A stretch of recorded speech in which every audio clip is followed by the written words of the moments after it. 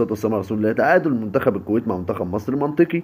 الكويت لعبت على امكانياتها وقدرت ان هي تسجل من اول كوره، ونقطه التحول بالنسبه لي تحول الكوره دي لان بسام تالق ومنع هدف تاني في الدقيقه 83 عشان يقدر مروان حمدي اللي انا ما اعرفش قاعد دكه لمحمد شريف ازاي يجيب ضربه جزاء يسجلها قفشه. منتخب مصر في الشوط الاول عمل ماتش حلو جدا وكان ممكن يخلصوا من البدايه، بس طبعا القرارات بتاعت اللعيبه اولهم مستر اسلام عيسى اللي عنده قرارات غريبه، ضيع كوره غريبه جدا في اول الشوط الثاني. والشوط الاولاني كنا مسيطرين، كان نقدر نخلص الماتش. ماتش ضاع علينا بسهوله. احنا داخلين على ماتشات صعبه على فكره. الامارات لعيبتها اغلبيتها متجنسه، والاردن عندها اتنين مرعبين، اذا كان يزن ولا موسى التعماري. تقريبا موسى مش هيجي عشان محترف في اوروبا، بس يزن حاجه خرافه.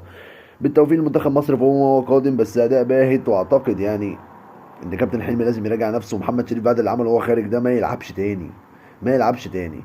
وكنت عايز اشوف محمد مسعد برضو من امهر اللعيبه اللي في الدوري يا كابتن حلمي، واتمنى ان عمرو السوليه ده مش المسدد الاولاني يتلغى.